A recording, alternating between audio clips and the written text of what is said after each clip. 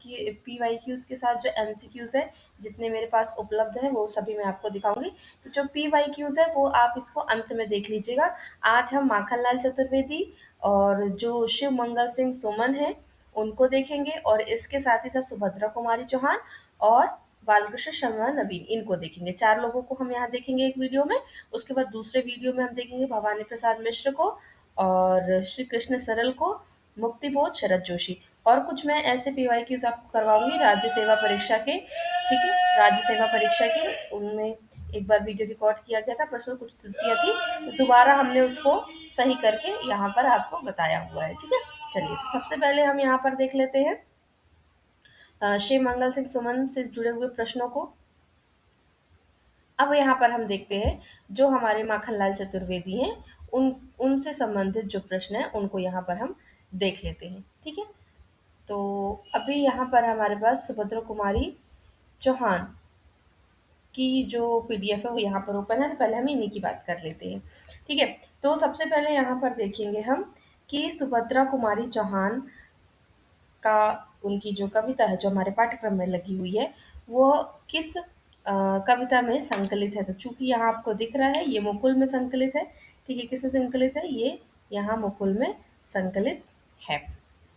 अगली देखते हैं अगला प्रश्न हमारा क्या है। अगले प्रश्न में हमसे पूछा गया है कि जो झांसी की रानी है, अच्छा झांसी की रानी, तो देखिए कितने भी प्रश्न है, मैं पूरे प्रश्न तो यहाँ करवा नहीं पाऊंगी, पर आप एक काम कीजिएगा, जो झांसी की रानी कविता है आपकी, उसको आप पूरा पढ़िएगा। उसमें मैंने पहले पढ़ाया हुआ, तो उसमें मैंने बताया हुआ था कि कैसे कैसे प्रश्न आ सकते हैं, जैसे उनकी किस उम्र में उनका निधन हुआ, उनकी जो सखी थी वो कौन थी, कौन से गवर्नर थे, कौन कौन उनके साथी थे, इस तरह से उसमें सब कुछ लिखा हुआ है। तो झांसी की रानी भी किस कविता संग्रह में है? मुकुल में है। वीरों का कैसा हो बसंत कविता किस संग्रह में संकलित है? तो त्रिधारा में संकलित है, ठीक है? अगला देखिए, जलियांवाला बाग में बसंत कविता का मुख्य विषय क्या है? तो राष्ट्रीय शोक और बलिदान। झांसी की रानी कविता में किसकी वीरता का वर्णन किया गया? रानी लक्ष्मीबाई की। वीरों को कैसा हो बसंत कविता का मुख्य भाव क्या है? तो वीरों का बलिदान और गौरव। मुकुल कविता संग्रह का प्रकाशन कब हुआ? तो 1930 में हुआ। अगला देखते हैं, वीरों का वसंत, वीरों का कैसा हो वसंत, यहाँ पर स्वतंत्रता संग्राम के वीरों का उल्लेख है। किस घटना से ये प्रेरित है? तो जलियांवाला बाग हत्याकांड से प्रेरित है। झांसी की रानी कविता में जो रानी लक्ष्मीबाई किसके प्रतीक के रूप में दर्शाया गया है उनको? तो वीरता और बलिदान के प्रतीक के रूप में। और वीरों का कैसा हो बसंत कविता में बसंत का क्या प्रतीक है? तो बलिदान और संघर्ष का। और इसी कविता में इस कविता किस भावना को व्यक्त करती है? तो शोक और संवेदना को व्यक्त। कविता में रानी की मृत्यु का कारण क्या बताया गया है? तो यहाँ युद्ध में वीरगति बताया गया है। झांसी की रानी कविता किस संग्रह, ये हमने बता दिया। आयु, लक्ष्मीबाई की आयु मृत्यु के समय कितनी थी? तो 23 वर्ष थी। ये उनके जो कविता है उसी में दिया हुआ है। 1857 की क्रांति को इस कविता में किस रूप से चित्रित किया गया? तो स्वतंत्रता की चिनगारी के रूप में चित्रित किया गया है। रानी लक्ष्मीबाई को किस देवी का अवतार बताया गया है कविता में? तो दुर्गा का अवतार बताया गया है। कविता में जो डलहौजी हैं, उन्होंने झांसी पर कब्जा करने का अवसर कब पाया? जब राजा की मृत्यु हुई। कविता में रानी लक्ष्मीबाई की तुलना किसके साथ की गई है? तो चित्रा और अर्जुन के साथ की गई है। झांसी की रानी कविता में रानी ने अंतिम युद्ध में किस स्थान पर अधिकार किया? तो ग्वालियर पर अधिकार किया। लक्ष्मीबाई की मृत्यु कारण क्या है? युद्ध में घायल होना। कविता में रानी की सहेलियों का क्या नाम था? तो कान्हा और मंदरा। झांसी की रानी कविता में रानी की वीरता को किसके द्वारा सुना गया है? तो बुंदेले हर बोलो के मुंह से। अब कुछ और देखते हैं यहाँ पर, कुछ और उनके बारे में प्रश्न। सुभद्रा कुमारी चौहान का जन्म किस वर्ष हुआ, कहाँ हुआ और बाद में विवाह के बाद मध्य प्रदेश की निवासी बनी? तो यहाँ पर उनका 1904 में निहालपुर गांव में जो प्रयागराज है वहाँ पर उनका जन्म हुआ, बाद में उनका विवाह हुआ तो वह मध्य प्रदेश की निवासी हो गई। सुभद्रा कुमारी चौहान का विवाह किस सुप्रसिद्ध ठाकुर, नाटककार और स्वतंत्रता सेनानी के साथ हुआ? तो देखिए ये तो मैंने प्रश्न बनाया, पर ये अलग से भी प्रश्न आ सकता है, ठीक है? वो नाटक भी थे और स्वतंत्रता सेनानी भी थे, तो कौन थे वो? ठाकुर लक्ष्मण सिंह चौहान थे, ठीक है? अगला हम देखते हैं यहाँ पर गांधी जी के असहयोग आंदोलन 1920-21 से भाग लेने वाली और पूरे देश में प्रथम महिला सत्याग्रही कैदी बनने का गौरव सुभद्रा कुमारी चौहान को प्राप्त हुआ है। अगला देखते हैं यहाँ पर सुभद्रा कुमारी चौहान ने 1923 में किस वर्ष राष्ट्रीय सत्याग्रह में अपने पति के साथ भाग लेने जबलपुर पहुंची और जबलपुर में एक जो खुली जेल है वो भी इनके नाम पर बनाई गई है, सुभद्रा कुमारी चौहान के नाम पर, जो उनकी कर्मभूमि बना। तो झंडा सत्याग्रह था। सुभद्रा जी को उनके किस प्रसिद्ध कहानी संग्रह पर तत्कालीन प्रतिष्ठित शेक्सपियर पुरस्कार मिला? तो मुकुल पर मिला उनको। ठीक है, चलिए अगला देखते हैं हम। सुभद्रा कुमारी चौहान स्वतंत्रता के बाद जो उस समय मध्य प्रदेश बना था, मध्य प्रांत, सीपी एंड बरार, उसकी विधानसभा में कहाँ से सदस्य चुनी गई थी? तो जबलपुर से। तो ये कई तरीके से पूछा गया है कि मध्य प्रदेश का ऐसा कौन सा साहित्यकार है जो स्वतंत्रता के बाद तत्कालीन एमएलए चुना गया था या सदस्य था, इस तरीके से प्रश्न पूछा जा सकता है। सुभद्रा जी का आकस्मिक निधन हो गया 1948 में। ये मध्य प्रदेश के किस स्थान पर हुआ था? तो यहाँ सिवनी पर हुआ था, सिवनी से जब वो नागपुर लौट रही थी। मिला तेज से तेज, ये तो पूछी जा चुकी है, ये किसकी रचना है? तो उनकी पुत्री ने लिखा है, जीवनी उनके ऊपर। वीरों का कैसा हो वसंत किस संग्रह में है? तो मुकुल, जो कि 1930 में है। कह दे अतीत मौन त्याग लंके तुझमें क्यों लगी आग, इस पंक्ति में अतीत से मौन त्यागने का आह्वान कर कवयित्री किस रस और ऐतिहासिक तथ्य को उद्घाटित करती है? तो ये क्या है? ये हमारी अन्याय के विरुद्ध शाश्वत परंपरा को व्यक्त करती है। कुरुक्षेत्र अब जाग जाग दिखला दे अपने अमिट दाग। तो ये पंक्ति में क्या पूछ रहा है कि ऐतिहासिक संदर्भ क्या है? तो युद्ध के जो विनाशकारी परिणाम और वीरों का बलिदान, उसके ऐतिहासिक साक्ष्य के रूप में इसका उत्तर जो है वो यहाँ पर दिखाई दे रहा है। और ये भी जो पंक्तियाँ हैं, जाग जाग दिखला दे अपना अमिट दाग, ये भी किसकी पंक्तियाँ हैं? ये भी पंक्तियाँ जो हैं आपकी जो वीरों का कैसा हो बसंत उसी से हैं। हल्दी घाटी के शिलाखंड दुर्ग सिंह प्रचंड, इसमें सिंहगढ़ का किला किस वीर योद्धा के आत्मोत्सर्ग से जुड़ा हुआ है? तो जो यहाँ पर हल्दी घाटी के शिलाखंड तानाजी मालसुरे जो हैं उनके आत्मोत्सर्ग से जुड़ा हुआ है। ठीक है, यहाँ ये भी पूछा जा सकता है। भूषण अथवा अथवा कवि चंद नहीं, बिजली भर दे वह छंद नहीं, इस पंक्ति में कवि चंद शब्द किस ऐतिहासिक महाकाव्य के रचयिता की? तो सरल सा प्रश्न है, ये पृथ्वीराज रासो के बारे में जो चंद बरदाई द्वारा लिखा गया है। रंग और रण का विधान, इस पंक्ति में रंग और रण शब्दों के माध्यम से कवियत्री ने किसे दार्शनिक विरोधाभास को दर्शाया है? तो बसंत का उत्सव श्रृंगार और युद्ध की विभीषिका वीरस का द्वंद्व दिखाया है। वीरों का कैसा हो बसंत कविता का मूल छंद और विधागत ढांचा किस प्रकार का है? तो ये मुक्त लययुक्त वीर रस का प्रयाण गीत है। हरमोलों के मुंह हमने सुनी कहानी थी। पंक्ति में हरबोले शब्द का वास्तविक क्या अर्थ है? तो बुंदेली एक लोक जाति है जो राजाओं के यश गाकर प्रजा को जगाती थी। ठीक है, इसी से प्रश्न घुमा फिरा के पूछ सकता है। कान्हा और मंदरा, ठीक है, तो कान्हा, यहाँ कान्हा और मंदरा होना चाहिए। कान्हा और मंदरा सखियाँ रानी के संग आई थी। तो कान्हा मंदरा वास्तव में कौन थी? तो उनकी महिला सेना की वीर यहाँ पर सहेलियाँ थी। लेफ्टिनेंट वॉकर आ पहुंचा, आगे बढ़ा जवान में।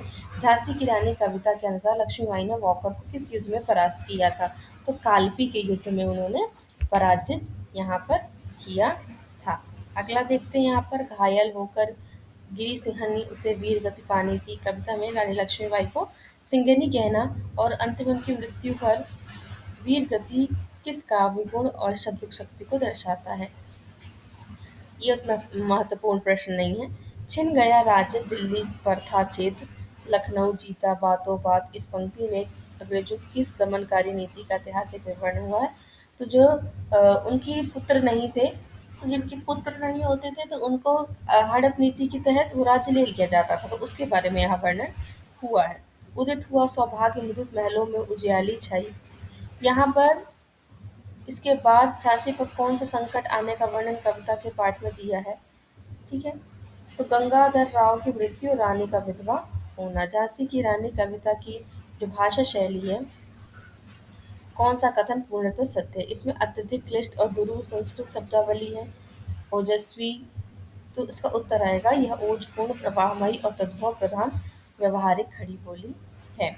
जलियांवाला बाग में बसंत कविता में बसंत ऋतु के आगमन से लेकर कवयित्री ने क्या दार्शनिक और विलापमयी इच्छा व्यक्त की है? उन्होंने बताया है कि यहाँ बसंत आए हैं, पर वह अत्यंत धीमे और शोक मनाता हुआ आया है। यहाँ कोकिला नहीं काग करते हैं शोर। इसमें जो कौवा है, काग है, काव्यशास्त्र की दृष्टि से किसका प्रतीक माना गया है? तो यह क्रूर ब्रिटिश अधिकारियों, अत्याचारियों और जेलों की कर्कश सत्ता का प्रतीक माना गया है। कलियां भी अधखिली चुभती यहाँ कटीली राहें। यहाँ पर इस कविता में जलियांवाला बाग में किस दर्दनाक तथ्य की ओर संकेत करता है? तो जो जनसभा में जो जलियांवाला बाग हत्याकांड हुआ था, उसमें जो अबोध बच्चे मारे गए थे, उनकी ओर। परिभ्रमण करना पर संभल कर। कविता में परिभ्रमण शब्द का प्रयोग किसके लिए हुआ है? ऋतुराज वसंत के लिए हुआ है। ओ वायु चले जाना पर मंद गति से रोते रोते। इसमें कौन सा मुख्य अलंकार दिखता है? तो इसमें मानवीय अलंकार दिखता है। अब यहाँ पर देखिए अगला प्रश्न हम देखते हैं, जो हमारे बालकृष्ण शर्मा नवीन हैं, उनसे देखते हैं।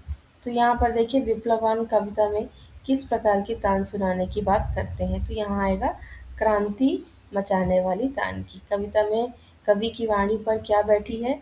तो कवि की जो वीणा है उसपे चिंगारियां आन बैठी हैं।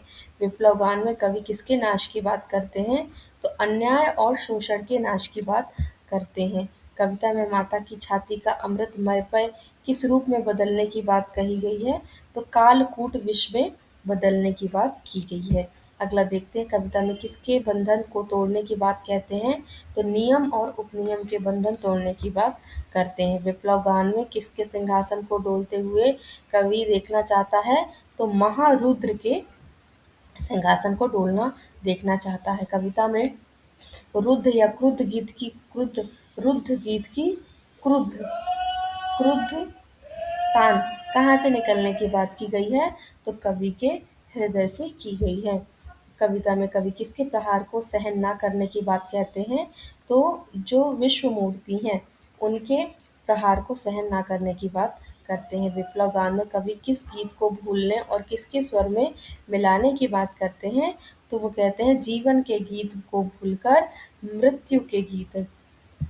अगला देखते हैं, कविता में ज्वालामुखी को किस रूप में चित्रित किया गया है? तो कविता को यहाँ पर कड़कने को तैयार, ऐसा ये पंक्तियों में लिखा हुआ है। कविता में कवि किसके रोम रोम में स्वर व्याप्त होने की बात करते हैं? तो कवि की। बालकृष्ण शर्मा नवीन के बारे में कुछ महत्वपूर्ण तथ्य देख लेते हैं। सबसे पहले ये देख लेते हैं कि ये एक प्रख्यात पत्रकार थे, ठीक है। कौन थे ये? एक प्रख्यात पत्रकार थे। प्रभा और प्रताप जैसी जो प्रतिष्ठित पत्रिका हैं, उनका इन्होंने संपादन भी किया हुआ था। और इनके एमसीक्यूज नहीं बने हैं, पर ये महत्वपूर्ण तथ्य एमसीक्यूज के रूप में भी ये आ सकते हैं। तो सबसे पहली बात तो ये पत्रकार थे। दूसरी बात ये कि प्रभा और प्रताप जैसे प्रतिष्ठित पत्रिकों का ये संपादन से जुड़े हुए थे। आगे हम काव्य संग्रह देखेंगे। भारत सरकार द्वारा 1960 में उनको जो सर्वोच्च नागरिक सम्मान पद्म भूषण से सम्मानित किया गया था, ठीक है। जन्म उनका 1897 शाजापुर या शुजालपुर, ठीक है। आगे देखते हैं, ये राजनीति से भी जुड़े हुए थे। और इसके अलावा प्रगतिशील लेखन के मूर्धन्य कवि जो नवीन जी हैं, शाजापुर में जन्म लेकर इन्होंने अपनी स्कूली शिक्षा जो थी वो कानपुर में यहाँ पर की। उसके बाद जो नवीन जी हैं, ये एनी बेसेंट और गणेश शंकर विद्यार्थी के संपर्क में आए और वहीं से कांग्रेस के अधिवेशन में उन्होंने भाग लिया। माखनलाल चतुर्वेदी और महर्षि शरण गुप्त उनसे भी ये जुड़े हुए थे। आगे देखिए, राजनीति से ये जुड़े हुए थे और लोकसभा में कानपुर निर्वाचन क्षेत्र का प्रतिनिधित्व ये कर चुके हैं और मृत्यु तक वो राज्यसभा के सदस्य रहे हैं। और महत्वपूर्ण जो सबसे ज़्यादा बात है, वो वर्ष 1955 में उन्हें राजभाषा आयोग का सदस्य नियुक्त किया गया है। तो ये हम पूर्व में भी देख चुके हैं, ठीक है। अब आगे यहाँ पर देखिए, यहाँ पर कुछ और एक दो महत्वपूर्ण चीज़ और इनके बारे में हम देखें कि पहले जो प्रताप पत्रिका थी उसके जो संपादक थे वो कौन थे, गणेश शंकर विद्यार्थी थे, लेकिन उनकी मृत्यु के बाद इन्होंने प्रताप का जो उत्तरदायित्व है वो यहाँ पर संभाला। रचनाएं जो उनकी हैं, कुमकुम, फलक, अपलक, रश्मि रेखा, वासी, विनोबा स्तवन, उर्मिला, हम निष्पाई जन्म के और प्राण अर्पण। ठीक है, चलिए अब आगे हम देखते हैं कुछ और उनके बारे में महत्वपूर्ण चीजें। जो प्रश्न बने थे, ठीक है, वो इसी पंक्ति से जो ये कविता है इसी से बने हुए थे। हम कुछ प्रश्न और देख सकते हैं कि जो थोड़ा सा बन सकते हैं। कैसे कुछ प्रश्न कैसे बन सकते हैं, जैसे यहाँ पर मैंने तो उसको बहुत पढ़ाया हुआ तो बहुत हाईलाइट है, मैं दूसरा कलर इसमें लेती हूँ, ब्लैक कलर ले लेती हूँ। तो यहाँ पर आप देखेंगे कि ठाकुर बख्श सिंह जो था वो इनके पिता का नाम था। ठीक है, रीवा और ग्वालियर में रह के इन्होंने पढ़ाई की थी, और इसके अलावा जबलपुर से इनको 82 में डीलिट की उपाधि प्राप्त हुई थी। इसके अलावा जो महत्वपूर्ण है वो हम देखेंगे। नेपाल दूतावास में थे 56 से 61, ये महत्वपूर्ण है, पर नेपाल दूतावास में थे, ये महत्वपूर्ण है। 74 में पद्मश्री मिला, ये हमने उसमें बता दिया। मैं आपको यहाँ ये दिखाने वाली हूँ कि ये कुछ पंक्तियाँ यहाँ पर दी हुई हैं। ठीक है, क्या हार में क्या जीत में किंचित नहीं भयभीत में, संघर्ष पे पथ पर जो मिले यह भी सही वह भी सही, वरदान मांगूंगा नहीं। ये कुछ पंक्तियाँ हैं। ठीक है, और इसके अलावा कुछ उनकी जो रचनाएं हैं, रचनाओं में आज सिंधु ने विष उगला है, लहरों का यौवन मचला है, आज उदय और सिंधु में साथ उठा है ज्वार, तूफानों की ओर घुमा दो नाविक निज पतवार। तो ये अगर यहाँ से आ जाएगा तूफानों की ओर घुमा दो नाविक निज पतवार, तो ये तो आपको पता चल जाएगा, पर अगर ये 4 पंक्तियाँ आएंगी तो हो सकता है आप थोड़ा सा कन्फ्यूज हो जाए। ठीक है, मैं आपको ये दिखाने वाली थी कि जो आपके ये पिछली बार आपसे प्रश्न पूछा गया था। ठीक है, ये वाला पंक्तियाँ दी थी और वो आपसे पूछा गया था। मैं ये बताने वाली थी कि जैसे इनकी जो मैंने अभी रचनाओं के नाम बताए, काव्य संग्रह के नाम बताए, उसमें से कुछ कविताएं जो थी वो प्रमुख थी। ठीक है, तो जो प्रमुख प्रमुख कविताएं हैं वो यहाँ पर हम देख लेते हैं। ये जो अब पंक्तियां भी बहुत महत्वपूर्ण है, तो वो कितनी पंक्तियां आपको बताएं। जैसे सबसे पहले हिल्लोल, तो हिल्लोल क्या है, इनका प्रथम संग्रह है। ठीक है, पहला संकलन है। तो इसमें जो कविता जैसे मेरे पावन और मेरे पुनीत, ये इनकी कविता कुछ प्रमुख है। हम दीवानों का क्या परिचय, अब हम बड़े विकट मत वाले, मुझको ना सुख संसार दो और चलना हमारा काम, ये कुछ ऐसी कविताएं थी। ठीक है, ये कुछ पंक्तियां यहाँ पर दी हुई हैं। उसके बाद यहाँ पर देखिए, इसी के अंतर्गत ये पंक्तियां पूछी गई थी, विस्तृत पथ है हिलोल के अंतर्गत आपसे पूछी गई थी। अब देखते हैं यहाँ पर आगे। आगे ये बताया गया कि जो जीवन के गान हैं उनका। ठीक है, तो इसमें 51 कविताएं थी। इनके जो जीवन के गान हैं इसमें कुल 51 कविताएं हैं। अगला हम देखते हैं जो प्रलय सृजन है। प्रलय सृजन इसलिए महत्वपूर्ण है क्योंकि जो आपके पाठ्यक्रम में लगी हुई है तूफानों की ओर घुमा दो नाविक निज पतवार, वो इसी प्रलय सृजन में, तो आपसे पूछ सकता है कि प्रलय सृजन में या तूफानों की ओर घुमा दो ये किस संग्रह में संकलित है। ठीक है, चलिए अगला देखते हैं, हम कुछ और देख लेते हैं यहाँ पर कि जो अ, विश्वास बढ़ता ही गया। ठीक है, ये जो 48 में आई हुई थी, इसमें पंक्ति दी हुई है प्रलय सृजन की इन घड़ियों में कवि का मन कहता है, तो इससे आप ये कंफ्यूज मत हो जाइएगा कि प्रलय सृजन में संकलित है। ठीक है, चलिए कुछ और है। एक और है कि नई आग जो कविता है वो द्वितीय विश्व युद्ध की समाप्ति के दिनों में लिखी गई थी। ठीक है, कुछ प्रमुख प्रमुख चीज़ें वो मैं यहाँ आपको बता देती हूँ कि रचनाएं तो आपको बन जाए। पर आंख भरी नहीं, ये हमारे पाठ्यक्रम में है, तो उसी में ये संकलित है, और ये 1956 के आसपास है। 44 कविताएं हैं इसमें, 2 भागों में विभाजित है। पूर्व भाग में 38 कविताएं हैं, और इसलिए ये महत्वपूर्ण है कि 2 भाग में था। ठीक, पहले भाग में 38 कविताएं हैं, और पूर्व भाग में यहाँ लिखा है 38 कविताएं हैं, जो कि उत्तर भाग की गांधी जी से संबंधित 6 कविताओं से अलग है, यानी गांधी जी से संबंधित इसमें जो कविताएं हैं वो ली गई हैं। अब यहाँ पर आप देखिए कि जो मिट्टी की महिमा है, मिट्टी की बारात, आप कंफ्यूज मत होइएगा, जो मिट्टी की महिमा है वो इसमें संकलित है, पर आंख नहीं भरी हो। और कुछ ये प्रमुख दी हुई है, युग सारथी, महात्मा जी के महानिर्वाण पर, गांधी जी के प्रति, ये कुछ प्रमुख कविताएं यहाँ पर दी हुई हैं। ठीक है, अगला हम यहाँ पर देखते हैं हमारी जो विंध्य हिमालय, एक ये उनकी है जो विंध्य खंड यानी मध्य प्रदेश में लिखी गई कविताएं हैं, और हिमालय खंड में 2 खंड है। तो विंध्य खंड में जो मध्य प्रदेश में लिखी गई कविताएं हैं, और हिमालय खंड में जो नेपाल में लिखी जो कविताएं हैं उनसे प्रभावित वो रचनाएं वहाँ पर है। अब यहाँ पर हमें एक दो चीज़ और देखना है, उसके बाद हम यहाँ पर खत्म कर देंगे। एक है हमारा मिट्टी की बारात जो 1972 में प्रकाशित था। तो यहाँ पर अगर आप देखेंगे तो ये 6 भागों में विभाजित है, और ये 6 भाग यहाँ पर महत्वपूर्ण है। ठीक है, मैंने कई बार इसको जब भी पढ़ाया है तो मैंने बताया है, अगर आपने यूनिट 6 का वीडियो अभी तक आपने नहीं देखा है तो आप उसको ज़रूर देखिएगा। ठीक है, तो ये मैंने पढ़ाया इसलिए इतना अंडरलाइन है। तो 6 भाग में माता भूमि, पुत्रो अहम पृथिव्या, मुक्ति संग देवितम, आनुभद्रा कृत्वयंतु, हतो व प्राप्यसी स्वर्ग परिशिष्ट। ठीक है, तो इसी में ये मिट्टी के बारात संकलित है। तो ये पूछा जाएगा कि मिट्टी के बारात संकलित किसमें है, वर्ष पूछा जाएगा, कितने खंड है, भाग है, ये पूछा जाएगा, या कोई एक का नाम यहाँ पर दे दिया जाएगा, पूछा जाएगा कि इनमें से कौन-सा है, कौन-सा नहीं है। फिर यहाँ और कुछ लिखी हैं कि 4 खंडों में भूमिका के ही शब्दों में कहा जाए तो प्रस्तुत संकलन भानुमति का पिटारा है। 4 खंडों और एक परिशिष्ट में तरह-तरह की कविताएँ संकलित की गई हैं। प्रथम खंड में मिट्टी की महिमा है, दूसरे खंड में कुछ कविताएँ व्यंग्यात्मक है, कुछ प्रणय अनुभूतियों से संबंधित है, तीसरे खंड में गांधी, नेहरू, लाल बहादुर शास्त्री, ठीक है, मालवीय जी, पुष्किन, लेनिन से महत्व स्वीकृति से संबंधित कविताएँ हैं, चौथे में मॉरिशस से संबंधित कविताएँ हैं। तो इस तरह मैंने यहाँ लिखा है। मिट्टी की बारात जो शीर्षक कविता में नेहरू जी और उनकी जो पत्नी कमला है, उनके अवशेषों की मिट्टी को गंगा की धारा मिलाकर मिट्टी के एक जीवंत संसार को उभारा गया है। इसी संकलन में जो कसाई खाना है वो कविता है। तो इस तरह से जो महत्वपूर्ण और एक अंतिम है यहाँ पर वाणी की व्यथा, ठीक है? तो कुछ मैंने महत्वपूर्ण चीज़ आपको बताई जो हो सकता है आपके लिए इम्पोर्टेंट हो। पहला प्रश्न यहाँ पर आपको दिखाई दे रहा है, शिव मंगल सिंह सुमन का जन्म कब हुआ? तो कब हुआ? 5 अगस्त 1915 को हुआ। अगला देखते हैं इनका जन्म स्थान क्या है? तो ये उन्नाव उत्तर प्रदेश है। तो मैं यहाँ पर आपको उन्नाव उत्तर प्रदेश क्यों बता रही हूँ? मैं इसलिए बता रही हूँ ताकि अगर ऐसे आपको प्रश्न आ जाए, यहाँ साहित्यकार का एक पंक्ति में नाम आ जाए और दूसरे में उनका राज्य आ जाए, क्योंकि बहुत सारे मध्य प्रदेश के ऐसे प्रमुख साहित्यकार हैं जिनका जन्म स्थान अन्य कोई और अन्य राज्य है। इस तरीके से प्रश्न आ सकता है। शिक्षा कहाँ पूरी हुई उनकी? तो बनारस हिंदू विश्वविद्यालय में। इनका मुख्य पेशा यानी कि व्यवसाय यानी कि ये क्या करते थे? कार्य क्षेत्र क्या था? कि कवि और लेखक थे। ये किस साहित्य काल से संबंधित थे? तो आधुनिक काल में छायावाद से संबंधित थे। इनकी कविताओं का मुख्य विषय क्या था? तो देश प्रेम और स्वतंत्रता था। जो महत्वपूर्ण नहीं है मैं उनको जल्दी बोलती जा रही हूँ, जो थोड़े से महत्वपूर्ण होंगे उनको, मतलब महत्वपूर्ण का मतलब है कि जो थोड़े विशेष होंगे उनको हम थोड़ा ज्यादा ध्यान से देखेंगे। इन्होंने जो सुमन जी थे किस विश्वविद्यालय के कुलपति के रूप में कार्य किया? तो विक्रम विश्वविद्यालय उज्जैन में कुलपति के रूप से कार्य किया, ये प्रमुख है। ठीक है? मंगल सिंह जो सुमन थे विक्रम विश्वविद्यालय में कब से कब तक कार्य किया, ये महत्वपूर्ण नहीं है। और किस संस्थान के उपाध्यक्ष के रूप में काम किया? तो ये ऐसा तो नहीं पूछा जाएगा किस संस्थान के उपाध्यक्ष के रूप में काम किया, लेकिन आपसे ये जरूर पूछा जा सकता है कि इनका संबंध किस संस्थान से था या किस साहित्यकार का संबंध इस संस्थान से था। ठीक है? तो उत्तर प्रदेश के जो हिंदी संस्थान लखनऊ से इनका संबंध था, ये वहाँ के उपाध्यक्ष थे। और ये कहाँ के और इनसे संबंधित थे? ये जो भारतीय विश्वविद्यालय संघ है नई दिल्ली में, उसके अध्यक्ष के रूप में भी ये कार्य कर रहे थे। चूंकि मैंने यहाँ प्रकाशन वर्ष जो समय कार्यकाल वर्ष लिखा है, पर ये आपके लिए उतना महत्वपूर्ण नहीं है। इसके अलावा जो शिव मंगल सिंह सुमन है वो भारतीय दूतावास काठमांडू में भी ये कार्यरत थे।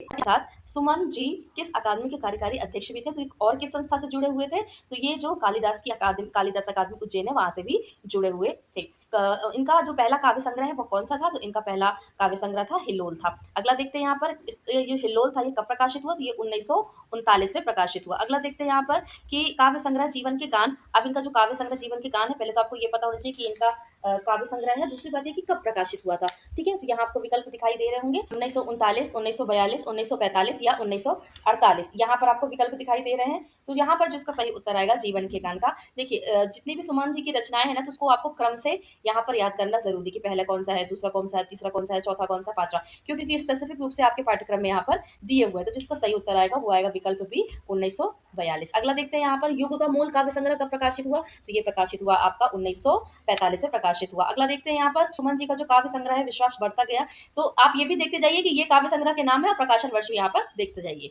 अब प्रलय सजन ये कब संग्रह प्रकाशित हुआ? तो ये हुआ आपका 1950 में प्रकाशित हुआ। अगला देखिए यहाँ पर काव्य संग्रह विप्लव हिमालय का प्रकाशित हुआ। तो ये प्रकाशित हुआ आपका वर्ष 1960 में प्रकाशित हुआ। तो प्रथम कौन सा है, अंतिम कौन सा है, ये भी आपको ध्यान रखना जरूरी। मिट्टी की बारात कब प्रकाशित हुआ ये संग्रह? तो ये संग्रह हुआ, ये महत्वपूर्ण है क्योंकि ये हमारे पाठ्यक्रम में दिया हुआ है। ठीक है? तो ये 1972 में प्रकाशित हुआ। काव्य संग्रह वाणी से व्यथा कब प्रकाशित हुआ? तो ये 1980 में प्रकाशित हुआ। अब देखते हैं कटे ऊंचे की बंधन वाले, ये सब आप इसको ध्यान देती जाइए कि ये भी उनकी रचना है। ये हमारे काव्य संग्रह कब प्रकाशित हुआ? तो ये प्रकाशित हुआ 1991 में। इनकी आलोचना का रचना का नाम क्या है? तो इनकी आलोचना का नाम है महादेवी की काव्य साधना।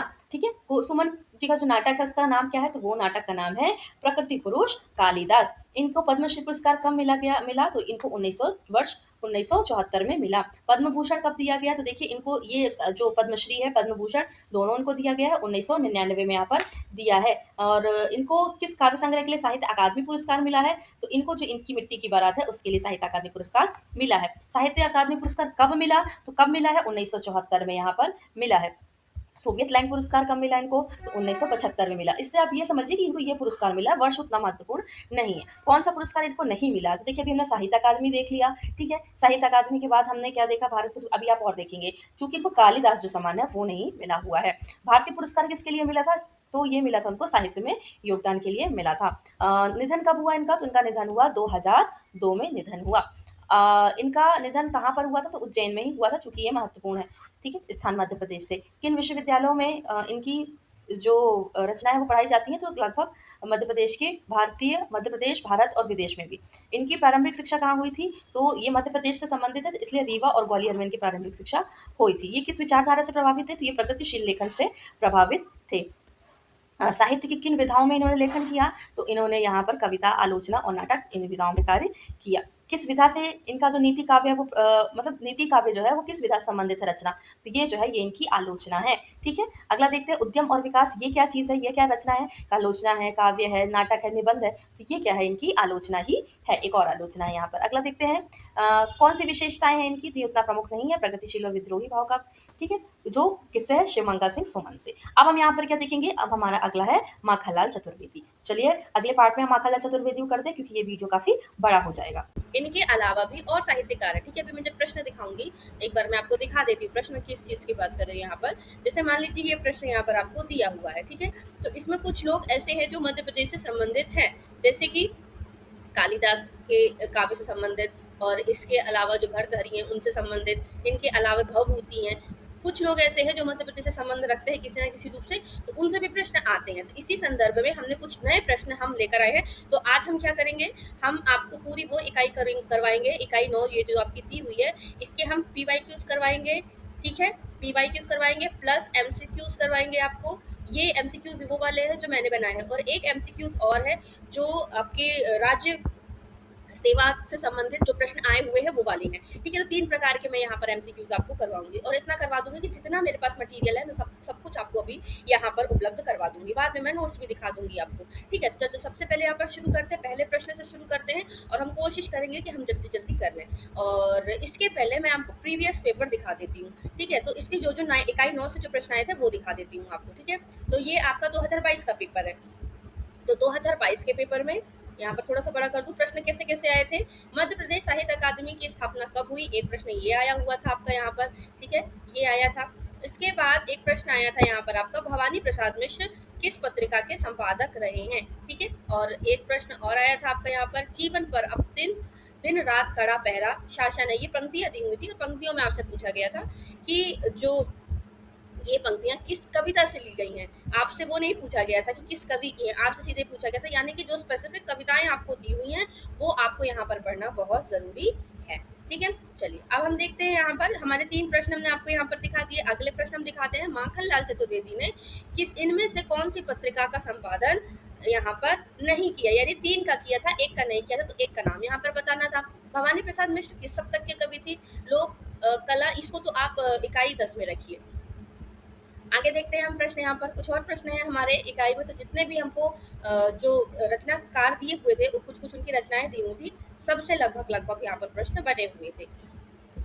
तो आगे हम देखते हैं प्रश्न हमारे। थोड़ा सा ऑनलाइन में थोड़ी सी दिक्कत हो जाती है जब हम लाइव स्ट्रीमिंग करते हैं, लाइव रिकॉर्डिंग करते हैं, तो थोड़ा सा हमें जो फॉन्ट है वो देर में यहाँ पर दिखाई देते हैं।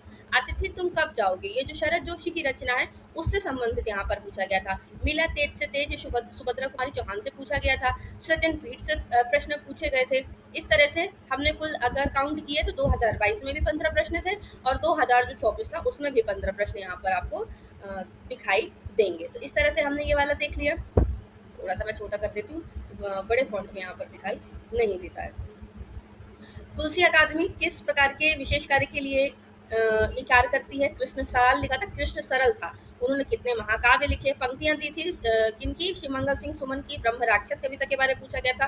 रमेश चंद्र शाह को पद्मश्री कब मिला? ये पूछा गया था। तो आप देखें कि इस प्रकार से आपको 15 प्रश्न यहाँ पर पूछे गए थे। अब हम चलते हैं हमारी जो इकाई जो हमारा 2024 का पेपर है उसमें अगर हम देखें यहाँ पर, उसमें अगर आप देखेंगे तो आपको सेम जैसे आपको 24 में पूछा गया था वैसे ही आपको 24 में भी पूछा गया था। 71 से यहाँ पर यहाँ से शुरू होता है। माखन मैं पढ़ के बता देती हूँ। माखनलाल चतुर्वेदी किस उपनाम से नहीं लिखते थे? फिर कुछ रचनाओं के नाम दिए हुए थे माखनलाल चतुर्वेदी की और उनका प्रकाशन वर्ष पूछा गया था। रमेश चंद्र शाह की डायरी से पूछा गया था। मुक्ति बोध के काव्य संकलन से। मध्य प्रदेश अकादमी से प्रकाशित जो पत्रिका थी वो पूछी गई थी। अकादमी की स्थापना, हिंदी ग्रंथ अकादमी की स्थापना कब हुई? ये पूछा गया था। जीप पर सवार इल्लियाँ जो शरद जोशी की है उसकी विषय वस्तु पूछी गई थी। जवाहरलाल नेहरू की जो नेहरू के निधन पर जो कविता लिखी गई थी शिव मंगल सिंह सुमन की वो पूछी गई थी।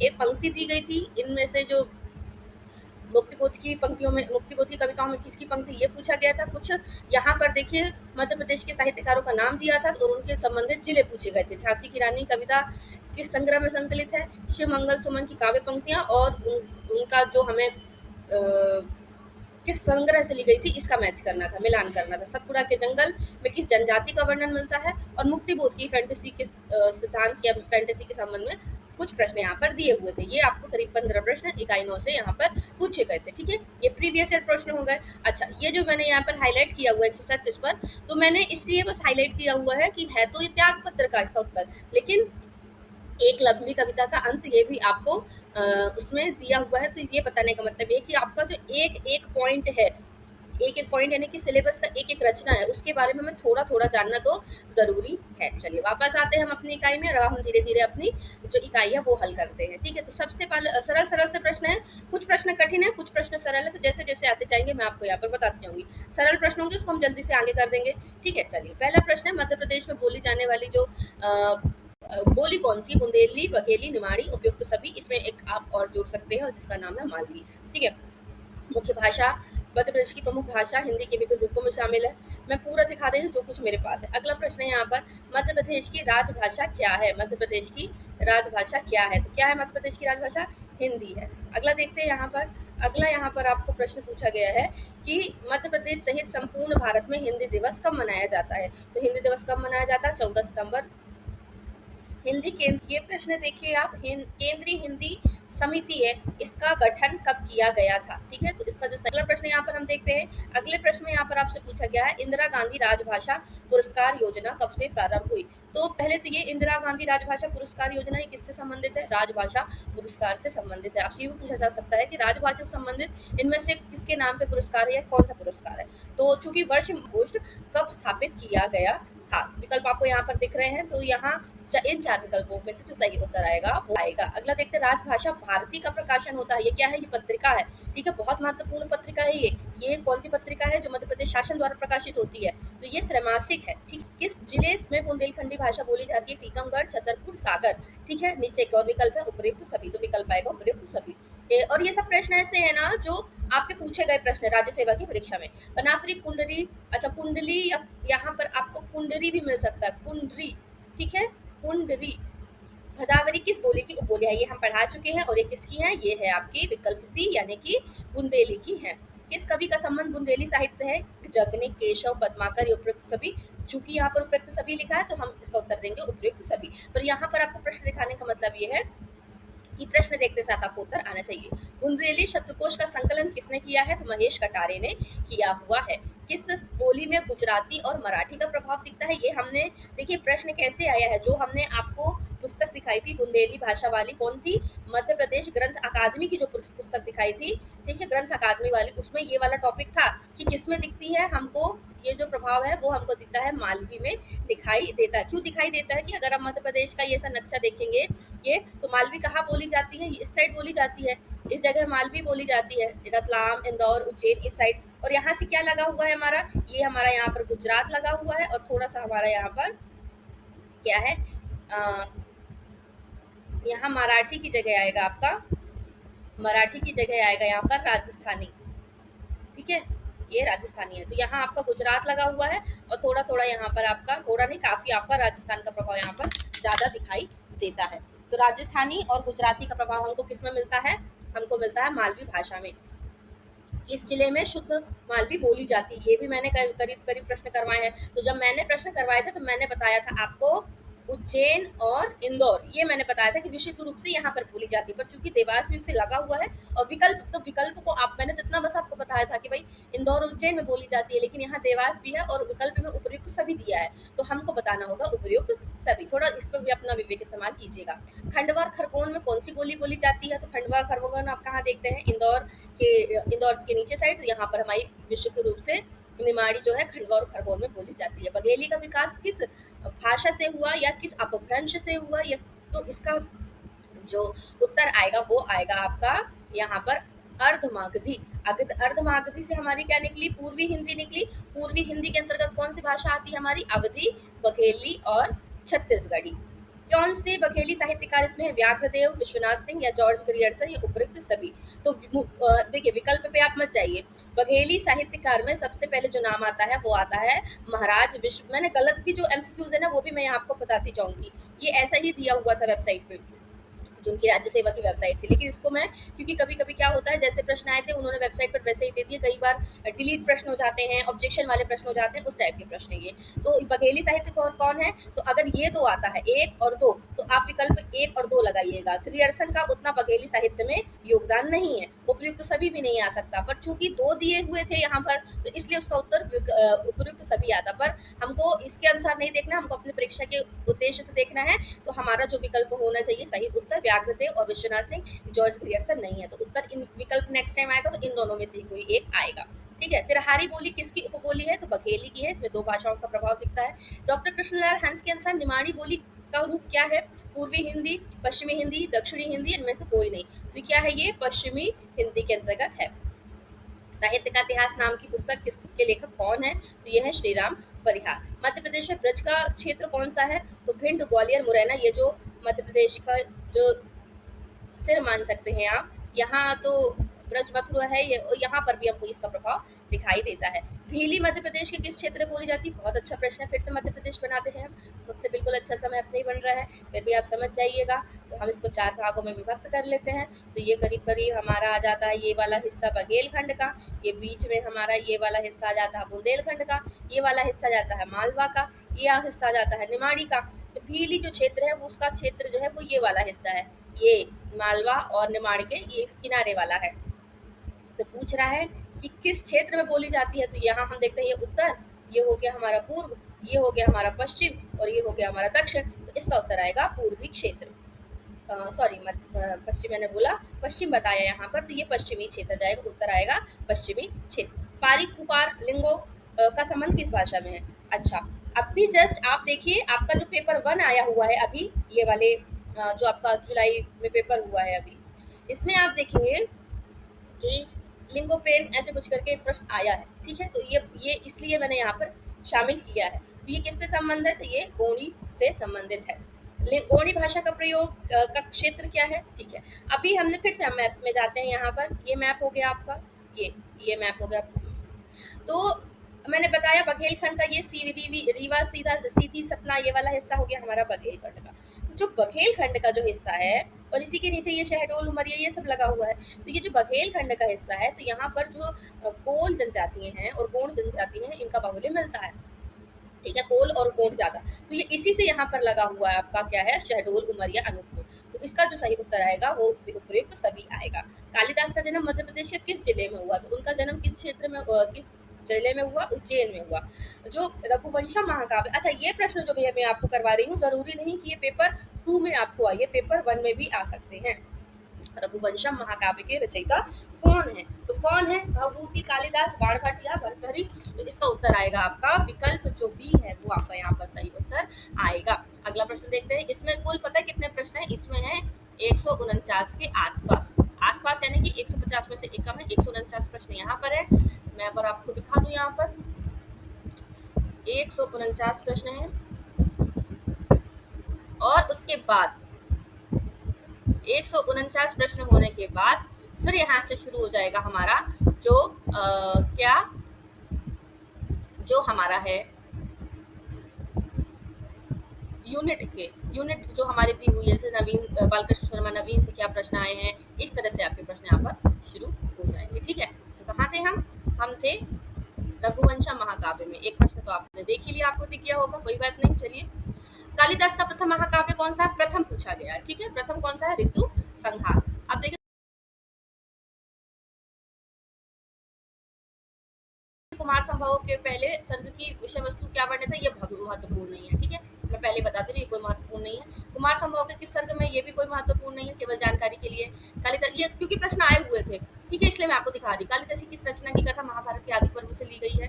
तो किस रचना की कथा ली गई है? ये महत्वपूर्ण है। ठीक है, ये महत्वपूर्ण है पेपर 1 की दृष्टि से। कालिदास की किस रचना में राजा पुरुरवा और अप्सरा उर्वशी की प्रेम कथा का वर्णन है? ये इंपॉर्टेंट है। तो ये है आपका विक्रमोर्वशी। ठीक है, विक्रम और उर्वशी से संबंधित है। कालिदास की प्रथम नाट्य रचना कौन सी? महत्वपूर्ण है। ठीक है, ये महत्वपूर्ण है। ये आता है इकाई 9 के अंतर्गत, ये आ रहा है। ठीक है, कालिदास की रचना, भवभूति की रचना, भर्तृहरि की रचना इकाई 9 के अंतर्गत आ रहा है ये आपका। कालिदास की प्रथम काव्य रचना कौन सी है? और जिनको इकाई मैंने 9 दे दी है, अगर वो ये वीडियो देख रहे हैं तो उनको मुझे कमेंट कर दीजिएगा, मैं वापस से ये वाला भी पीडीएफ 56 पेज की है, मैं आपको दे दूंगी। महाकवि कालिदास की काव्य रचना कौन सी है? कौन सी है? अभी हमने देख ली, ऋतु संहार रिपीट हो गया ये। कालिदास की किस रचना में प्रकृति का मानवीकृत वर्णन किया गया है? तो सबको पता है कौन सी रचना है, मेघदूत। मध्य प्रदेश के प्राचीन कालीन जो साहित्यकार हैं भर्तृहरि किस राजा के ज्येष्ठ भ्राता थे? इनकी बहुत लंबी कहानी है भर्तृहरि की, अगर आपको पता होगा कि भर्तृहरि कैसे बाद में वैराग्य को ये चले गए थे। तो ये भाई थे, तो इनके एक भाई थे जिनका नाम क्या था? जिनका नाम था विक्रमादित्य। नीति शतक, श्रृंगार शतक और वैराग्य शतक, ये 3 शतक किसकी रचनाएं थी? भर्तृहरि की ही रचनाएं हैं। भर्तृहरि की किस रचना में धन अहंकार की निंदा की गई है? तो नीति शतक में की गई है। किस प्रसिद्ध रचना को त्रिकांडी भी कहा जाता है? तो किस रचना को? वाक्य पदीय को कहा जाता है। शब्द धातु समीक्षा किसकी प्रसिद्ध रचना है? तो ये भर्तृहरि की ही रचना है। भवभूति किस शासक के दरबारी कवि थे? तो ये यशोवर्मन के थे। प्राचीन भारत का जो मिल्टन है वो किसको कहा जाता है? तो भवभूति को कहा जाता है। महावीर चरित्र के रचनाकार कौन है? बहुत अच्छा प्रश्न है, भवभूति है। कौन सा नाटक भवभूति का नहीं है? तो कौन सा नहीं है इनमें से? देखिए, महावीर चरित, उत्तर रामचरित और मालती माधव, ये कौन से हैं? ये तीनों इनके नाटक हैं। ठीक है, पूछना कौन सा नहीं है, तो मान लीजिए यहाँ इसकी जगह कोई और विकल्प होता, मेघदूत होता या कुछ भी होता। तो ये 3 है। ये प्रश्न दिखाने का मतलब ये है कि आपको ये 3 नाम याद होना चाहिए। कौन सा? महावीर चरित, उत्तर रामचरित और मालती माधव। पूछ सकता है मालती माधव किसकी रचना है, उत्तर रामचरित किसकी रचना, नाटक किसका है, महावीर चरितम नाटक किसका है। बाणभट्ट किस प्राचीन शासक के दरबारी कवि थे? हर्षवर्धन के। ऊपर हमने यशोवर्मन देखा। कौन सी रचना बाणभट्ट की है? तो चंडी शतक, पार्वती परिणय और मुख। मैंने इस प्रकार के प्रश्न इसलिए भी लिए हैं कि अभी मान लीजिए आपको नहीं पता था बाणभट्ट के बारे में, ठीक है, अब मैं एक ही रचना से आपको प्रश्न पूछ लेती तो आपको एक ही रचना के बारे में पता चलता, पर इस तरीके से अगर आप प्रश्न करेंगे तो आपको तीनों रचनाओं के बारे में भी थोड़ी थोड़ी जानकारी यहाँ पर हो जाएगी। तो चंडी शतक है, पार्वती परिणय है और क्या है? मुकुटादितक। ये 3 रचनाएं इनकी है यहाँ पर। ठीक है, अगला देखते हैं, केशवदास का जन्म कब हुआ? बहुत सरल सा प्रश्न है। किस कवि को कठिन काव्य का प्रेत कहा जाता है? केशवदास को। हिंदी साहित्य का प्रथम आचार्य किसको माना जाता है? तो केशवदास को माना जाता है। चंद्रिका किसकी रचना है? केशवदास की रचना है। केशवदास की कौन सी रचना है? प्रबंध काव्य। बहुत अच्छा प्रश्न है।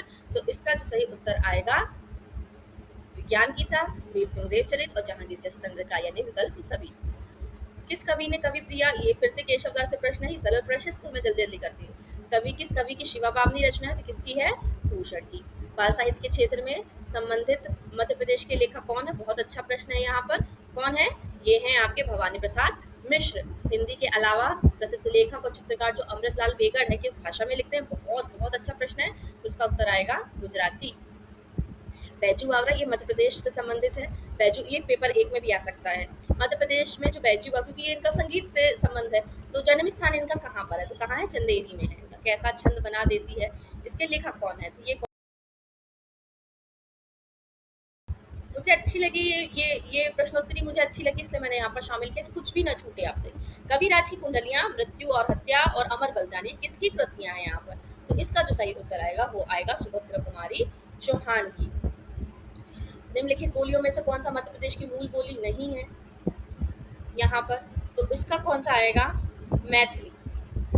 पुष्प की अभिलाषा नामक रचना किस साहित्यकार की? बहुत सरल सा प्रश्न है, विकल्प बी।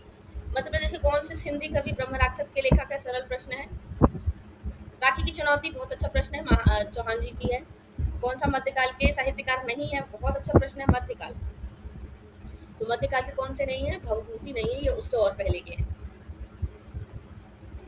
जो मध्य प्रदेश के मध्यकालीन साहित्यकारों में किस कवि का वास्तविक नाम घनश्याम था? किसका नाम था? भूषण का। वीररस के कवि जो भूषण है उनकी काव्य की भाषा क्या थी? ब्रज थी। कौन सी काव्य रचना कवि भूषण की नहीं है?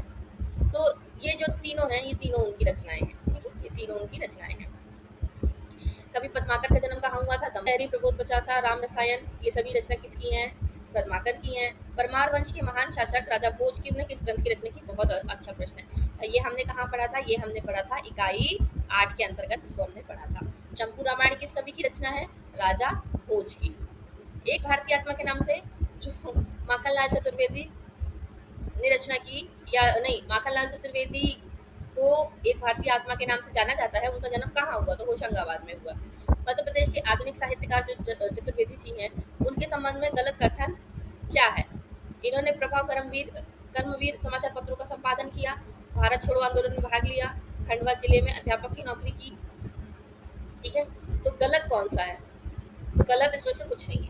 ये सब यहाँ पर देखेंगे, उपयुक्त उपयुक्त सभी कथन असत्य हैं, असत्य है, और यही हमारा गलत है। तो विकल्प हमारा जो डी है वो सही उत्तर आ जाएगा। यानी कि कुल मिला के बात है, इस पर अगर आप बहुत ध्यान ना भी दें तो आप ये समझ लीजिए कि तथ्य देखिए कि ये तीनों तथ्य सही है बस। ठीक है, ये हम आपको यहाँ पर दिखाना चाहते हैं, मतलब प्रश्नों का स्वरूप तो वहाँ पता नहीं क्या होगा। माखनलाल चतुर्वेदी की किस कृति के लिए उनको साहित्य अकादमी पुरस्कार से सम्मानित किया गया था? ये हम पहले भी देख चुके हैं प्रश्न, भी फिर से देखेंगे, हम वर्ष के साथ देखेंगे। इनकी किस कृति पर उनको देव पुरस्कार सम्मानित किया गया था? तो यहाँ पर देखिए, जो इनकी हिमतानी है इस पर उनको देव पुरस्कार दिया गया था। किस वर्ष उनको पद्म भूषण से सम्मानित किया गया था? तो उनको किया गया था वर्ष 1963 है उसमें किया गया था।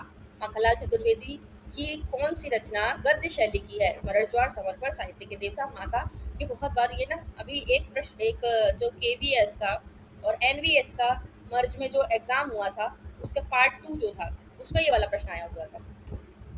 हिंदी के प्रसिद्ध कवि जो मुक्ति बोधन का जन्म कब हुआ? अभी आपका जिला पूछा गया था पिछले पेपर में, जो पीवाई क्यूज करवाए थे, अब समय पूछा गया है। तो ये 1917 में इनका जन्म हुआ। चांद का मुंह टेढ़ा है मुक्तिबोध की रचना है। कामायनी पुनर्विचार किसकी रचना है? तो ये भी मुक्तिबोध की रचना है। कौन सी रचना मुक्तिबोध का कहानी संग्रह है? तो यहाँ पर देखिए, जो आपका यहाँ पर काट का सपना है, विकल्प भी। कौन से साहित्यकार रीति काव्य के प्रवर्तक माने जाते हैं? तो केशव दास माने जाते हैं। ठीक है, किस कवि का मूल नाम रामचंद्र द्विवेदी है? ईमानदारी से आप मुझे बताइएगा किसका उत्तर, अगर आप केवल विकल्प ना देखें तो इसका उत्तर आपको पता था कि नहीं पता था।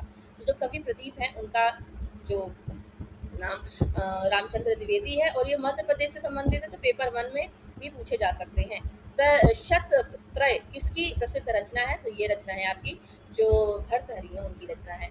कवियों में किसका वास्तविक नाम श्रीकंठ था? बहुत अच्छा प्रश्न है।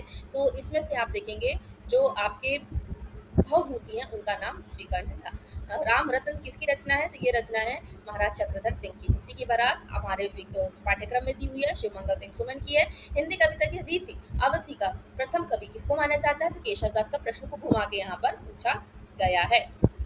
अशोक वाजपेयी क्या है? तो ये साहित्यकार है। कहे जनसिंगा, ये प्रश्न हम वैसे ही इकाई 10 के अंतर्गत इसको शामिल कर चुके हैं। तो इसके लेखक हैं राम परिहार।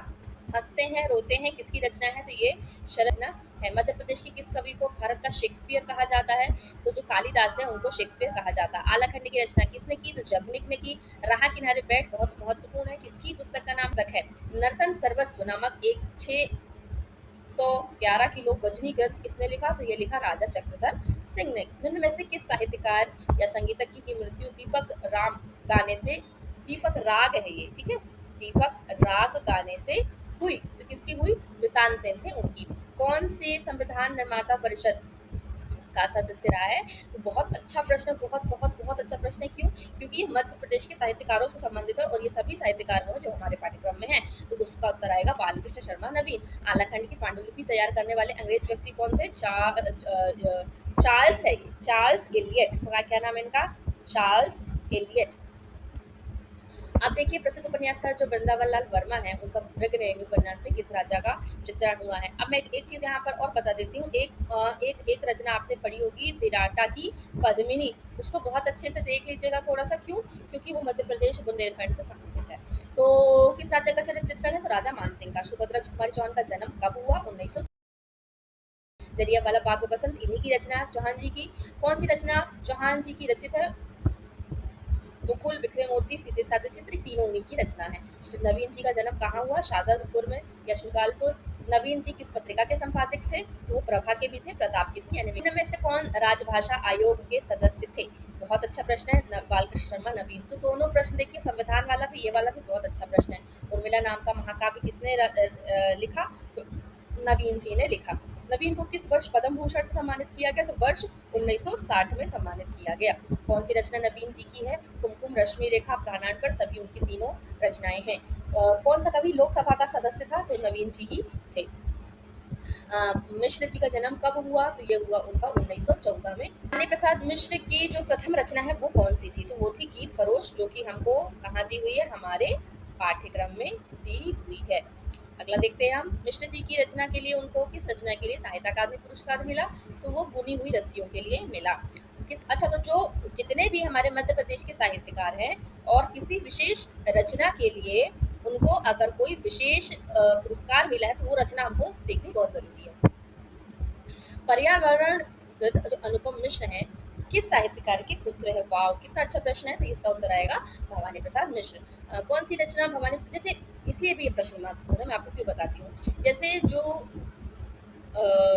सुभद्रा कुमारी चौहान है, उनकी जो पुत्री है सुधा, सुधा चौहान, ठीक है, तो ये महत्वपूर्ण थी क्यों? क्योंकि उनके लिए एक जीवनी लिखी थी। तो थोड़ा जो उनके संतान होती है उनके भी नाम कभी कभी पूछे जाते हैं।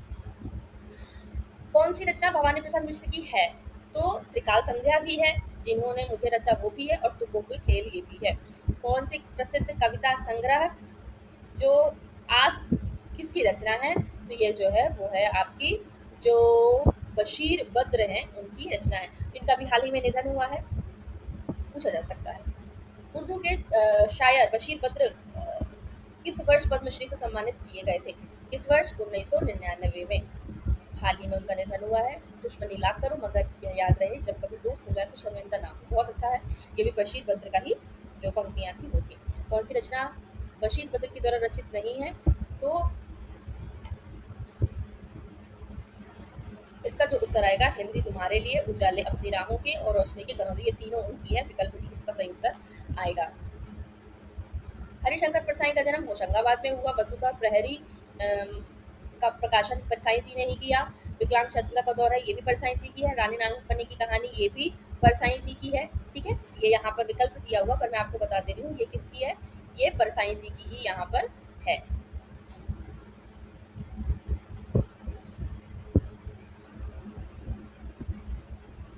परिशंकर इनका जो निबंध कौन सा है? ये है ये तो कहानियां हैं, ये है इनका निबंध ज्वाला और जल। क्या है? ज्वाला और जल। शरद जोशी का जन्म किस प्रदेश में हुआ, किस जिले में हुआ? उज्जैन में हुआ। पद्म पुरस्कार कब सम्मानित से हुए शरद जोशी? 91 में। रचना कौन सी शरद जोशी की रचित है? तो मैं और केवल मैं। गुलाबी उर्दू शायरी का जन्मदाता किसको कहा जाता है? मुल्ला रामोजी को। ठीक है, महत्वपूर्ण है। लाठी और भैंस की साहित्यकार की प्रस्तुत रचना है? मुल्ला रामोजी। ठीक है, मध्य प्रदेश का कौन राज्य, इस नाम से पुस्तक किसने लिखी है? सुरेंद्र। रविंद्र भवन कहाँ है? सरल सा प्रश्न है। भोपाल स्थित भारत भवन का जो वागार्थ अंग है किसके लिए प्रसिद्ध है? तो ये है भारतीय कविता का केंद्र है। ठीक है, मध्य प्रदेश साहित्य परिषद की स्थापना कब की गई? 1956 में की गई। हिंदी ग्रंथ अकादमी की स्थापना कब की गई? तो वर्ष 1969 में की गई। उर्दू अकादमी की स्थापना महत्वपूर्ण नहीं है, पर 1976 आप देख लीजिएगा। प्रसिद्ध लोग ये प्रश्न ये उर्दू वाला आपको पेपर वन में पूछा जा सकता है। मध्य प्रदेश के प्रसिद्ध लोक साहित्यकार संत सिंगा जी का जन्म कहाँ हुआ? बहुत अच्छा प्रश्न है, उनका जन्म हुआ खंडवा में। फिर कौन सी रचना सिंगा जी की है? बारहमासी, 15 तिथि, शरद। तो ये जो सभी रचना है उन्हीं की है। मध्य प्रदेश में हिंदी की प्रथम कहानी किसको माना जाता है? बहुत अच्छा प्रश्न है। तो एक टोकरी भर मिट्टी क्यों?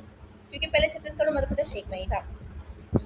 जय हिंद नाम की कृति की रचना किसने की? प्रभुदयाल श्रीवास्तव ने की। मध्य प्रदेश के किस लेखक को राष्ट्रीय राजभाषा पीठ इलाहाबाद द्वारा भारतीय भूषण सम्मान प्रदान किया गया है? प्रभुदयाल श्रीवास्तव। कौन सी रचना बाल कवि बैरागी की नहीं है? ठीक है, तो कौन सी नहीं है? भावी रक्षक देश के, सारा देश हमारा, चांद में थप्पा, ये सभी उन्हीं की रचना है। ठीक है, चलिए अगला देखते हैं।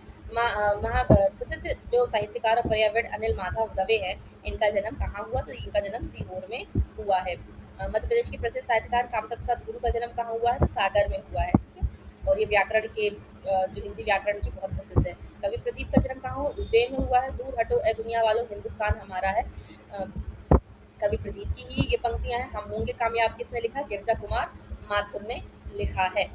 गिरजा कुमार माथुर को किस रचना के लिए साहित्य अकादमी सम्मानित किया गया? तो मैं वक्त के सामने, इसके लिए। गिरजा कुमार माथुर का प्रथम काव्य संग्रह कौन सा है? तो मंजीर है। हिंदी के सुप्रसिद्ध कवि चंद्रकांत देवताले का जन्म कहाँ हुआ? देखिए यही प्रश्न आया हुआ था आपका। ठीक है, कहाँ हुआ है? बैतूल में हुआ है। कौन सी रचना देवताले की नहीं है? तो पत्थर की बेंच भी है, दीवारों पर खून है, उजाड़ में संग्रहालय भी है। और किन किन को मतलब भाषा में सरकार ने क्लासिकल भारत भाषी कुछ और महत्व, वो यहाँ से हमारे जो 149 प्रश्न 150 प्रश्न थे यहाँ तक खत्म हो गए। कुछ और महत्वपूर्ण प्रश्न थे वो मैंने यहाँ पर लिए हुए हैं। तो निम्न में से भाषाओं में से किन किन को सरकार ने क्लासिकल भाषा घोषित किया हुआ है? तो गुजराती, कन्नड़, तेलुगु। ठीक है, तो किस कौन सी है इसमें? इसका जो सही उत्तर आएगा वो आएगा आपका जो विकल्प कन्नड़ है और तेलुगु। देवनागरी लिपि का विकास किस लिपि से हुआ है? तो ब्राह्मी लिपि से हुआ है। कौन सा कथन गलत है इसमें से? हिंदी भारत की राष्ट्रभाषा पहले ही गलत है, राजभाषा है, राजभाषा है और राष्ट्रभाषा में कोई उल्लेख नहीं है। भीमराव अम्बेडकर ने संस्कृत भाषा को राष्ट्रभाषा बनाने का सुझाव दिया था। निज भाषा उन्नति अहे सब उन्नति को मूल किसकी रचना है? हर्षचंद्र की है। और कथनों पर विचार कीजिए। भारत की राष्ट्रभाषा और राजभाषा एक ही है। भारत की मुख्य आधिकारिक राजभाषा हिंदी है। पहला गलत है, दूसरा सही है। भारतीय भाषा के विकास के संबंध में निम्न कथनों पर विचार कीजिए। त्रिभाषा सूत्र भारत में भाषा शिक्षण से संबंधित नीति है। त्रिभाषा सूत्र संविधान में नहीं है। तो आएगा 1 और 2। दोनों कथन क्या है इनमें से? दोनों कथन सही है। ठीक है, दोनों कथन। त्रिभाषा सूत्र संविधान में नहीं है, बाद में आयोग में बनाया गया। संविधान के आरंभ में आधिकारिक भाषाओं की संख्या कितनी थी? बहुत बहुत बहुत अच्छा प्रश्न है। ये थी मात्र 14। ठीक है, शास्त्रीय भाषाओं से के संबंध में सुमेलित कीजिए। ठीक है, क्या सुमेलित करना है? वर्ष। मान्यता कब मिली शास्त्रीय भाषाओं को? तो ये बहुत महत्वपूर्ण नहीं है, बस आप नाम याद कर लीजिएगा। उत्तर यहाँ पर दिया हुआ है। निम्न कथनों पर विचार कीजिए। मराठी जो है 8वीं अनुसूची में शामिल है। हाल ही में महाराष्ट्र सरकार ने मराठी को शास्त्रीय भाषा दर्जा देने का प्रस्ताव पारित किया है। तो इसमें से जो उत्तर आएगा आपका दोनों सही है। भारतीय संविधान की 8वीं अनुसूची में मूल रूप से 22 भाषाएं थी। 21वें संविधान संशोधन में कोंकणी को 8वीं अनुसूची में शामिल किया गया। 92वें संशोधन में नेपाल को 8वीं अनुसूची में स्थान दिया गया। देखिए, पहले क्या 1950 में हमारा संविधान लागू हुआ तो मूल रूप से 8वीं अनुसूची में कितनी भाषाएं थी? 14 भाषाएं थी। जिसमें कौन कौन सी थी? यहाँ पर मैं बता दूं आपको, असमिया थी, असमिया के बाद बांग्ला थी, बांग्ला के बाद गुजराती थी, हिंदी थी, कन्नड़ थी। ठीक, कन्नड़ के बाद यहाँ कश्मीरी थी, मलयालम थी, मलयालम के बाद मराठी थी, उड़िया थी, उड़िया के बाद यहाँ पर आप देखेंगे पंजाबी थी, पंजाबी के बाद संस्कृत थी, तमिल थी, तेलुगु थी और उर्दू थी। ठीक है, उर्दू थी। ये भाषाएं थी, 14 भाषाएं ये थी। अब क्या हुआ, जब 1967 में 21वां संशोधन हुआ, 21वां, तो उसमें क्या हुआ, एक भाषा जोड़ी गई जिसका नाम था सिंधी। ठीक है, सिंधी एक भाषा जोड़ी गई, +1 हुआ। फिर जब हमारा 1992 में कौन सा संशोधन हुआ? 71वां संशोधन हुआ। तो उसमें कितनी भाषा जोड़ी गई? 3 भाषा जोड़ी गई। कौन सी +3? कोंकणी, मणिपुरी और नेपाली, ये 3 जोड़ी गई। फिर एक और हुआ 2003 में हुआ 92 संशोधन हुआ और इसमें हमारी 4 भाषा शामिल की गई। कौन कौन सी? बोडो, डोगरी, संथाली और मैथिली। ठीक है, इस तरीके से यहाँ पर ये शामिल किया गया। ठीक है, तो यहाँ पर देखेंगे बोडो, ठीक है, मैथिली, संथाली और यहाँ पर एक होंगे डोगरी। ठीक है, तो इस तरह से यहाँ पर शामिल किया गया। तो क्या 14 यहाँ थी, 15, 16, 17, 18, 19, 20, 21, 22, तो इस तरह से 22 हो गई। ठीक है, चलिए, ऑस्ट्रिक भाषा परिवार का विकास भूमध्य सागर से आए हुए निवासियों द्वारा हुआ। चीनी तिब्बत भाषा परिवार की भाषाएं उत्तरी बिहार और बंगाल के असम में बोली जाती हैं। सही अपने आप में, और ये भी कथन अपने आप में सही है। अगला देखते हैं, भारत में सबसे अधिक द्रविड़ भाषा परिवार की भाषा बोली जाती है। हिंदी, बंगाली, मराठी तथा गुजराती भारोपी यानी इंडो आर्यन परिवार की भाषाएं हैं। तो यहाँ पर आप देखेंगे भारत में जो सबसे अधिक भाषाएं बोली जाती हैं वो द्रविड़ परिवार की नहीं बोली जाती। किसकी बोली जाती हैं? इंडो भारोपीय परिवार की बोली जाती हैं। ठीक है, हाँ ये सही है। दूसरा जो कथन है वो सही है। तो पहला गलत है, दूसरा सही है। सही है, ठीक है, क्योंकि यहीं से देवनागरी की उत्पत्ति हुई है। सबसे पहला इसका जो लिया गया एक गुण है वो यही है कि बाएं से दाएं लिखी जाती है। तो देवनागरी भी बाएं से दाएं लिखी जाती है। और दूसरा जो ललित विस्तार है, तो इसमें भी जो 10वें अध्याय में यहाँ पर इसका वर्णन हमको मिलता है। दोनों सत्य हैं। और किस लिपि से संबंधित है? एक ध्वनि के लिए एक वर्ण, सरल सा प्रश्न है। ये किस लिपि की विशेषता है? ये जो लिपि है ये हमारी कौन सी लिपि है? एक ध्वनि के लिए एक ही वर्ण का संकेत है। एक वर्ण संकेत से अनिवार्यतः एक ही ध्वनि व्यक्त होती है। जो ध्वनि का नाम है वही वर्ण का नाम है, मूक वर्ण नहीं है। तो कुल मिला के ये विकल्प में आपको ऐसा दिया हुआ है, लेकिन ये सभी विशेषताएं किसकी हैं? ये सभी विशेषताएं वैज्ञानिक रूप से जो हमारी देवनागरी है उनकी विशेषताएं हैं। हमारा ये प्रश्न दिखाने का उद्देश्य ये था। शारदा जो है, शारदा लिपि, ठीक है, शारदा लिपि एक प्राचीन पश्चिमी हिमालयी लिपि है, अधिकांशतः कश्मीरी साहित्य, ठीक है। ये इसी लिपि जो नस्तालिक लिपि है इसमें लिखा जाता है, ठीक है। नस्तालिक का मतलब क्या होता है? जो अरबी फारसी होता है, अरबी फारसी, उसको नस्तालिक लिपि कहते हैं। तो शारदीय लिपि जो है वो ये सही है पहला वाला, और जो दूसरा उत्तर है वो भी सही है। कुटिल लिपि को क्या कहा जाता है? तो कुटिल लिपि को विकटाक्षर, सिद्ध मात्रका लिपि, उत्तर लिच्छवी लिपि, ये सभी कही कहे यहाँ पर जाते हैं, ठीक है। चलिए अगला हम देखते हैं लिपियों के संबंध में कथनों पर यहाँ पर विचार कीजिए। रंग के जैसे जैसे उर्दू लिखी जाती है, तो ये रंजना लिपि दाएं से बाएं लिखी जाती है, और जो गुप्त लिपि है ब्राह्मी लिपि से बनी है। तो यहाँ पर जब हमने लिपि का विस्तार पढ़ा था तो हमने पूरा देख लिया था। तो पहला आपका गलत होगा, ठीक है। ये रंजना जो लिपि है ये इस तरीके से लिखी जाती है, और जो गुप्त लिपि है इसका विकास चौथी चौथी से जो छठी शताब्दी है इसके बीच हुआ था, और ये ब्राह्मी लिपि में जो अशोककालीन है वहीं से इसका विकास है। पहला गलत है, दूसरा सही है।